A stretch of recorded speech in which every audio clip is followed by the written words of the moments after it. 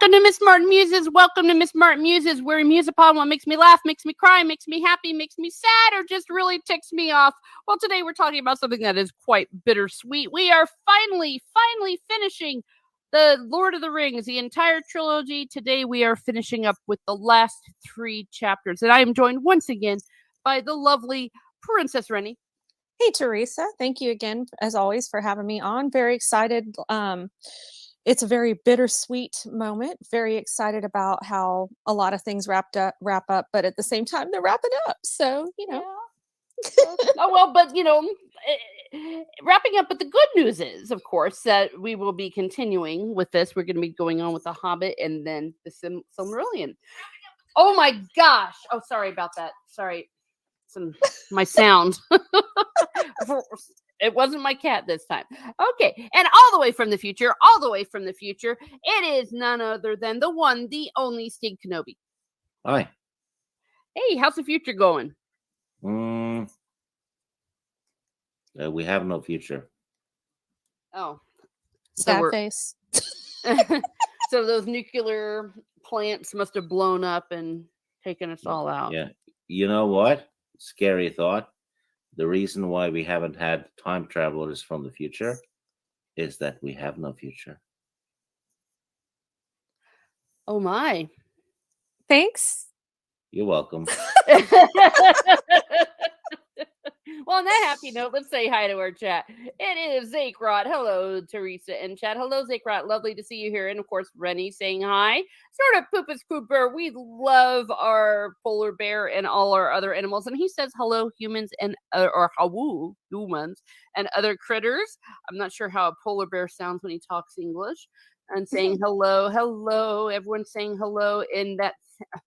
The tad that shouldn't be. Hello. Afternoon all. Thank you for being here. Jordan Poopa says, good news and bad news. We're finishing up Lord of the Rings today, but the good news is that my audiobook of Fellowship of the Ring is ready for me to pick up on Monday, meaning it's time for my annual dive. Yay! You see, that's what the love and the joy is all about. And the Ted that shouldn't be said, not sure reading or rereading Lord of the Rings is ever a bad idea. It is not. Hello, Keck44. Hello, Keck44. Everyone is saying hi. Prince Lethal is here. I can't stay, but I wanted to say hi. Well, thank you. Thank you, Lethal. We always love to see our Australian from down under. It's very late, I know, over there for you. And on that note... Yeah, everyone's saying hello to Lethal. Thank you for popping by. There to see if we were going to talk about smut. Bring on the dirt. No. Well, sadly, there's no smut in The Return of the King, or at least none that's written. But in these chapters... we found plenty of it. I was going to say, Theoden being erect... And the White Wizard has come. Oh wait, no, that was Two Towers. Sorry. Yeah, that was a Two Towers. Nothing was worse than Theoden has an unhealthy appetite for battles and horns. Blowing other people's horns. Yeah, that's true. Yeah, that was terrible because he grabbed someone else's horn, didn't he? Oh gosh, I forgot about that. Yeah, nothing was worse than the Battle of Helm's Deep, though. Nothing was worse than the Battle of Helm's Deep. Well, so all of you coming in, and those of you that will be listening to this the rerun or the replay, thank you for being here.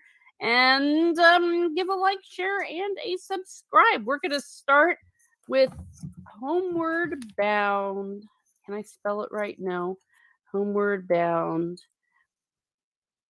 Here we are. Boom. I've got a little bit of a summary to help us out.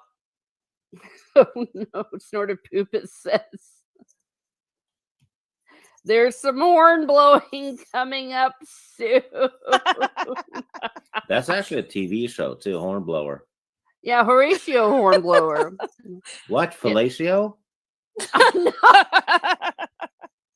Fellatio Hornblower? The filthy bastard's a sailor too. Thank you for ruining an entire series for me, Steve. You're welcome. My gosh. The Ted that should be said there was more smut if there was more smut in the Lord of the Rings, or if there was smut in the Lord of the Rings, it would be much better than anything Amazon could ever write. Well, of course. Mr. Brown Alliance, hello. He says Rennie blows. Oh boy. Well, that's for you to take care of, Rennie. I'm not going to comment on any of that. None of my business. None of my business. Well, let's go ahead. I'm going to. I have Baywatch, so I don't think about that. Oh my. All right. So now we have Homeward Bound. Homeward Bound. This I'm reading here from a summary. The hobbits were nearing home on the 6th of October, a year since Frodo's encounter at Weathertop. Gandalf asked if Frodo felt much pain. Frodo answered that he had been wounded by a knife and by the other torments of his long and heavy burden. Speaking of which, oh my gosh, this poor hobbit. he's got the living crap beaten out of him left and right. The next day, Frodo felt better, and they traveled onward in relative ease. They arrived at Bree and spoke to Barleyman Butterbur, the innkeeper who aided them early in the quest. Butterbur, after welcoming them and making them comfortable by the warm fire, told Gandalf and the hobbits that their strange warrior gear had scared many locals. Gandalf laughed at this. Gandalf assured Butterbur that now that Sauron had been vanquished, business at the inn would once again pick up, as people would feel more free to travel. Gandalf asserted that the rightful king would return to that area, and it would become safe and prosperous again. He added that the king was none other than Aragorn, once known as Strider. All right, the next day, business at the inn was brisk, as many visitors, unable to restrain their curiosity, came to gawk at Gandalf's party. Many people asked Frodo whether he had written his memoirs yet. Finally, the company set off. Gandalf told the hobbits he would not accompany them to the Shire. His horse Shadowfax made a leap, and Gandalf was gone. Frodo remarked that it felt as though he was falling asleep again. His adventures now over.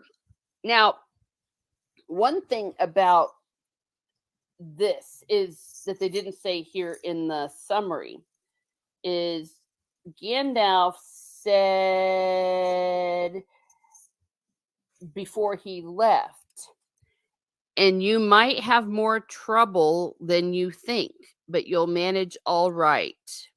Goodbye, dear friends. So he knows kind of what's going to happen. It sounds like he has a premonition, but he chooses to, still go on. And still, if he has a premonition and they're like a few days away, why ride all the way there and then not go the last bit and help out? Good point. Yeah, I think that's a good question. I think if he felt like they had needed his help, I feel like he would have stayed, but since he knew that they could take care of it, and maybe he wanted to see some of the hobbits do what they needed to do, like if I remember correctly, scouring of the Shire, just about everybody rises up, which I think needed to happen, instead of just, everybody in the Shire just pretty much got, they just got pretty complacent with their lives, and I guess they'd never figured something like this would happen, so they needed to fight for themselves, and I think that's what he wanted to encourage. And maybe he trusted the hobbits because they're more experienced with trouble now. Yeah. Yeah. I got the sense, kind of like Rennie, that he was like, this one I can't help you with. That this has to be your fight.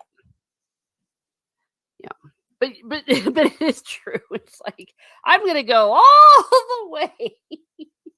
But I'm going to stop right before. Exactly. Yeah. Because they literally do. They're continuing this backwards tour of everything that they went through. There's really not a lot here, except you just get the sense of the people are now starting to learn about the return of the king. That Strider really was the king. Keck 44 says Gandalf's chores were over. He was on vacation. And Surrender Poopus Cooper says Gandalf's time is over and his mission is accomplished, and he knows that Frodo and the company are more than able to deal with things in the Shire. Yes. what they said. So there. But beyond that, there's really not much here. In my humble opinion, I don't know anything else anyone wants to chime in with. I think you pretty much said it all. Whenever they go to the end, Butterbeer's like no, or Butterbur. I don't know why I want to call him that. I think it's because of Harry Potter, but Harry Potter, yeah, Butterbeer. yeah, exactly. But he notices all the changes. Like, what's all this? You're kind of stirring the guys up, and just kind of chats with them because in the Fellowship he was also very naive and very jovial, but a little bit untrusting, and hasn't changed really. So it was nice to see him again, but I think it was just more of a nice way of saying, we're basically going back from where we came. So Yep, what she said. Okay, well, speaking of the scouring, did I spell it right? SCOU. Yes, we are going to go on to the scouring of the Shire. Now, this, you talk about all hell breaking loose. When I first read this, I was not expecting what was going to be going on in this chapter. Oh, actually, we have some commentary here I want to get. It's not B. Ryan. Okay, thank you. And sort of Poopus Cooper says that it would have detracted from the growth of the hobbits. They had to rely on Gandalf. Yes, Keck. Yes. Build a pony, the reunion. I forgot. Yes, that happens in this chapter. Yay! Yeah, we loved it. We loved Build a Pony because they thought he was dead. And I even thought he was dead till I forgotten that he wasn't dead. So yay. All right. So the scouring of the Shire. What is it? The hobbits found the bridge at Brandywine closed with a large spiked gate. It's like, what? Hello? What? When they demanded entrance, a frightened gatekeeper informed them that he was under orders from the chief at Bag End to let no one enter between sundown and sunrise. Frodo guessed that the chief must be Lotho, his greedy relative. Merry and Pippin climbed over the gate. The four hobbits set out for Hobbiton and encountered a large group of hobbit sheriffs who informed them they were under arrest. The four hobbits laughed and moved on. One of the sheriffs quietly warned Sam that the chief had many men in his service. Yes, so there's a strange question in the chat. Matt Wilkins is asking if you can borrow my copy of Cock Rings of Power. I'm like, why would you want that? You have no cock. Oh. Burn. Ouch. Wow. Well, on that note, hello, Matt. Nice to see you. I guess maybe he wants to surprise his boyfriend. I don't know. Oh. Burn too. Wow. Hi, all. Says Corey. Thank you. The tad that shouldn't be. It's not something we experienced over the last 50 years due to modern transportation. But in prior wars, like World War I, to leave the battlefronts and war-torn areas, you had to travel back. Yes. Sort of Poopus Cooper says, I wish Jackson had done a proper scouring of the Shire. Yeah, I can understand, though, why he didn't, but that would really been cool. Well, Saruman died, before that in the movies. Yeah. But they could have had him not die at the tower, though, and then done the scouring of the Shire for the extended edition. But,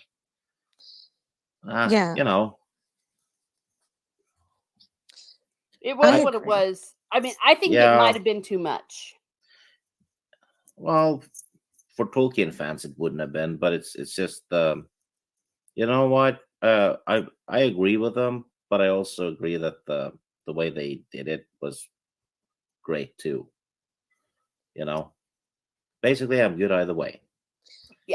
Yeah, because if you have all the scenes like the war is over, and for anyone who hasn't read the books, and everything's happy, and they get home, and then they have to fight again, people are going to be like, "Wait, what?" So Yeah. I can see why they didn't do it. I know Jackson Yeah, said that he kind of put a little hint of it in the mirror scene in the Fellowship, and you get to see a little bit of what it would have been like, but still would have been interested to see what he could have done with it.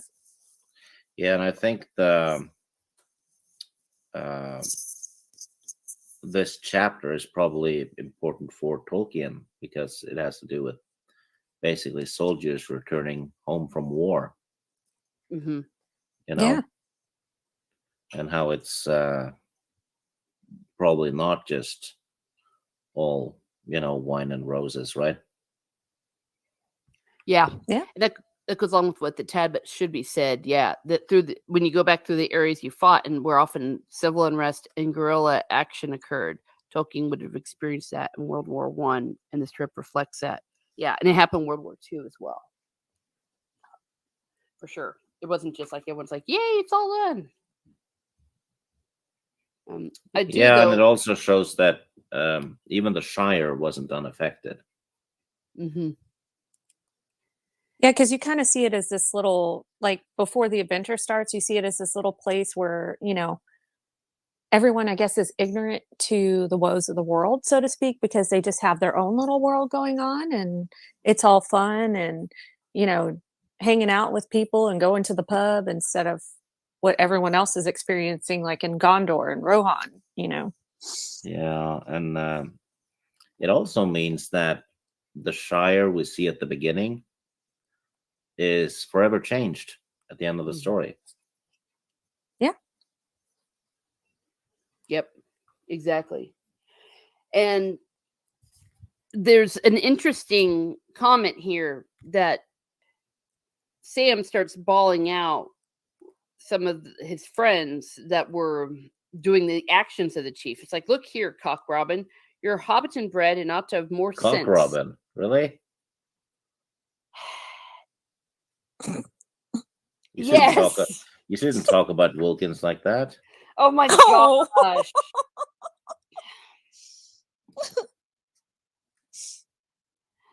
It was Robin Smallbro. He's like, I want a word with you. Look here. Okay, I can't. I'm not going to say it again. You're Hobbiton bred and ought to have more sense. Come away, limbs Frodo and all. What's all this about?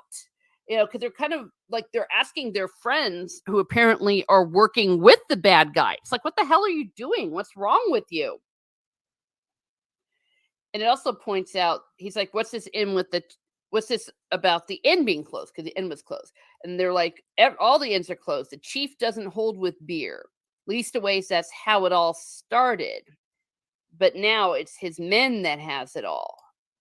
And he doesn't hold with folk moving about. So very quickly it became, no, everyone, these are your rules. But then they found out that the people that worked with the chief, the men with the chief, had privileges everyone else didn't, which is always what happens in those So situations. it's pretty much like the pandemic. Yeah. The politicians didn't really have to wear a mask. Oh, Nope. yeah. No, absolutely. They didn't have to wear masks. They could go have parties and go to restaurants. Absolutely. And that's the way it was in the communism. Everyone else had to make the sacrifice. Yeah. Mm-hmm. For the greater good. Uh-huh. But they asked other people to make them. Yeah. But Sam's awesome. This was another reason why we like him. And he's like, you ought to be ashamed of yourself having anything to do with such nonsense. And then the dude answers, and so I would still be, Sam, if I could, but don't be so hard on me. What can I do? Which also says something that they feel like, well, what can I do? So some good commentary here. Yeah. And they're talking about, it would have been far too long with that. So let's continue a little bit on there. But I do like the way that the hobbits they're not afraid of them. They're like, what the hell's wrong with you all? And they're just laughing at them. So finally they move along, leaving the sheriffs behind. The four hobbits found a half dozen men who claimed they did not answer to Loho, the hobbit chief, but to another mysterious boss named Sharky. The Yeah, we all know who that is. The men threatened Frodo, but the other three hobbits drew swords. The men turned and fled. Another thing, often these people, when you stand up to them, they run like little bitches. So they went Cotton. Then they went to Tom Cotton, the oldest hobbit in the region. Farmer Cotton and his sons gathered the entire village to fight. The band of men returned, but surrendered after a brief fight. So that's just where they all just go and kick ass. That's a very quick summary of of what goes on. But it goes to show that sometimes people, all they need is a spark or someone to lead them. It's like that meme that you see where everyone's bowing down and someone's like whipping, and then one dude like stands up and then he keeps whipping, and then another few stand up and they keep whipping, and then finally everyone stands up and then the guy with the whip runs away. So so the three blah, blah, blah. I can't even get it. Okay, after the battle, Farmer Carton explained that shortly after the hobbits first left, Lotho had begun to purchase farmland, causing a shortage of food in Hobbiton. Cotton said that a gang of men from the south had taken over the town. The next morning, a band of nearly 100 men approached Hobbiton. Pippin arrived with his relatives, and a fierce battle ensued. 70 of the men died in the Battle of the Bywater, as the conflict was forever remembered. So, yeah, one last big battle, and it's very epic. I just loved it. The three remaining companions led an envoy to Frodo's home, Baghdad. Oh my gosh. Wrong war. Bag End, to deal with the new chief. To their surprise, the hobbits found Saruman standing at the gate to Bag End. Saruman, who it turned out was the mysterious boss Sharky, pronounced a curse upon the Shire. Baghdaddy. Sorry.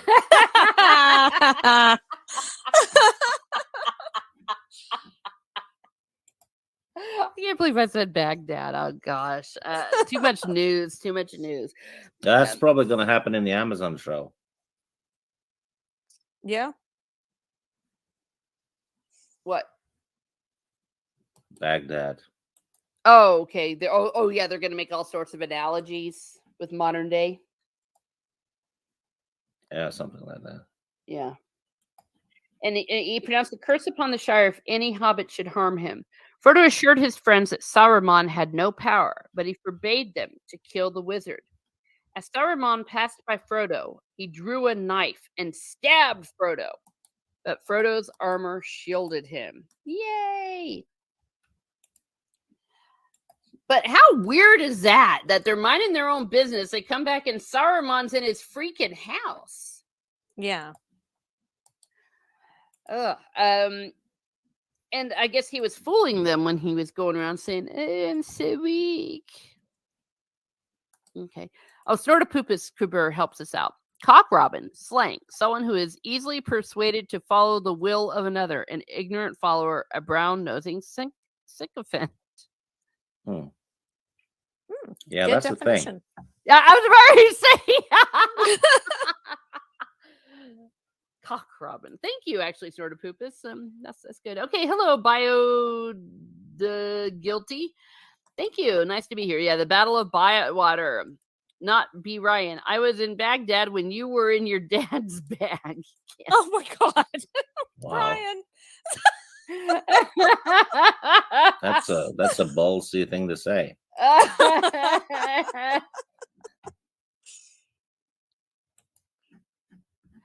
Wow.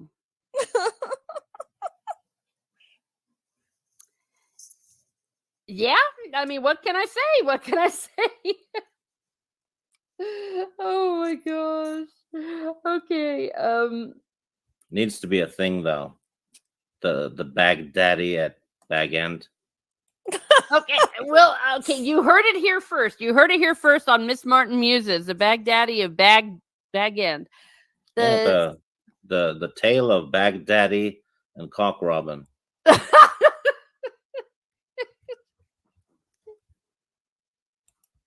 Yeah. That 70s rock fan. Yes. Sir. Snuffles. Yes. Thank you. That 70s rock fan. Good to see you here. Welcome to Miss Martin Muses. If you could give a like, share, and subscribe, I always appreciate it. So, oh yeah, he drew a knife and stabbed Frodo, but Frodo's armor shielded him. Frodo again demanded that his companions show mercy on the old wizard. He still, has that bleeding heart thing left over from. I think that's because Frodo recognizes that Saruman probably is corrupted by the ring and Sauron as well. Yes, he relates to it. Well, and he knows about the Palantir, doesn't he? No, I don't think so, unless everyone else told him. Yeah, you're right, because that was the other ones when they found out that he was obsessed with the Palantir. Yeah. He's probably been told the story, though, at this point. Yeah. Yeah, so that makes sense. Yeah, so because once again, he's seeing a kindred spirit. Frodo's clemency, however, enraged Saruman. Frodo asked about his relative Lotho, and Saruman informed Frodo that his servant Wormtongue had killed Lotho in his sleep. Wormtongue, standing nearby, cried out that Saruman had ordered him to do so. They're turning on each other. Saruman kicked Wormtongue, but Wormtongue stabbed the old wizard. Wormtongue fled with a yell, but 3 hobbit arrows killed him. From Saruman's corpse, a gray mist rose and blew away. Dun, dun, dun. And that whole stabbing thing that's so famous about what Christopher Lee had said about when he got stabbed in the movie. And they were like, oh, you're supposed to go, and he goes, no, when you stab someone in the back like that, they don't make that noise. I always thought that, and I was wrong in thinking so, but the gray mist thing. Mm-hmm. Yeah. I always, when I was a kid, I thought it meant that Wormtongue had stabbed him with a Morgul blade, but that's not what it is, though. Huh. Yeah, I don't know. Yeah, gray mist gathered slowly to a height like smoke from a fire. As a pale shrouded figure, it loomed over the hill. For a moment it wavered, looking to the west, but out of the west came a cold wind, and it bent away and with a sigh dissolved into nothing. Interesting, a wind from the west, a cold wind. Maybe that's a symbol that he's being rejected. He's being dismissed. Yeah. Yeah, I saw it as him trying to go to Valinor, and then like, no. The equivalent of going to hell. Yeah. And then Frodo looked down at the body with pity and horror. For as he looked, it seemed that long years of death were suddenly revealed in it, and it shrank, and the shriveled face became rags of skin upon a hideous skull. And then Sam, Captain Obvious, goes, and that's the end of that. And that's the end, and I wish I hadn't seen it. But it's a good riddance. And the very last of the war, I hope, said Merry. I hope so, said Frodo and sighed. The very last stroke. But to think that it should fall here, at the very door of Bag End. Among all my hopes and fears, at least, I never expected that. Oh. So there's a great deal of sadness that the war, despite everything that they did, that the war came to. War came to Bag End. Smartpoopus Cooper says Saruman becoming a mist that blows away is reminiscent of Sauron towering as a black cloud before the wind dispersed him, although much weaker. Oh, very good. Yeah. Yeah. Excellent point. Well, there you go. Yeah. But it also shows how, like, with the whole Wormtongue and Saruman thing, how bad people, they eventually all turn on each other. Yeah. Yeah. Evil destroys evil in the end. In that they could only eat each other alive. It's like they're vipers. Kind of how Star Wars ends too. Vader kills Palpatine. Yeah. Which And is the whole why they thing. had the rule of 2. Mm-hmm. Sorry, Teresa. Oh no! I was about ready to say the exact same thing. No. And that it was inevitable. Oh, Bio DeGoli has to go. DeGuilty, rather. Girls basketball team made it to state championship. Well, congratulations. Enjoy. nice. Thank you for being here. Yeah, the Tad that shouldn't be says it's interesting thinking about this section of Return of the King and how my perception of it evolved as I learned about World War One. I learned how much Britain was changing as a result of the upheaval of World War One. And he said, I bet this reflects when he came back from World War One. Yeah. So he actually returned not before it was over. Yeah, but same idea. Yeah, because he got sick with fever, trench fever, I believe, but and was invalided home. But certainly the industrialization and I think the unbelievable devastation. And remember, not only in World War One did they have all the loss of so many men, but the flu, the influenza, Spanish influenza wiped out everybody, and it was incredibly devastating. Oh yeah, it sucked. But I think Tolkien does a really good job of showing how sad it all is. Melancholy and all that. I don't know. Yeah, very yeah. I think you said it well. Yeah, even though the hobbits kicked ass, and we love them, we love our hobbits. But there's still sorrow and remorse, and now it's time to, like Sam says here at the very end, well, it's not over until we clean up the battle scene, so to speak, Yeah. So it just shows all the, I don't know if I want to say ugliness, but just all the downsides of, the aftermath, so to speak. Yeah. Yeah, I mean, just because it ended well doesn't mean there's no bad effects. Yeah, exactly. Mm-hmm. Yep. Sarapupis Kubur says Sauron's final cloud had the appearance of a threatening hand reaching out, but Saruman was looking west and perhaps hoping for forgiveness when it was too late. Yeah. Perhaps. Sucks to be you bastard. Love it. Yeah. Well, he was irrepentant to the last, and I think that final damnation is earned because even Frodo, he's like, come on, man, I'm showing you mercy. It's like, how many times can a man be offered mercy and reject it? I mean, for crying out loud. Yeah, he was too far gone. Yeah. Well, and he didn't want it. I think very much like the person that's completely, no, I'm evil, I'm bad, I'm going to keep doing what I want to do, and you can't make me, you can't stop me. And then when they get caught and realize they're going to pay the consequences, then they start crying. But until then, they don't give a so. Yeah. No pity for you, Sauron. No pity for you. Boy, bye. No.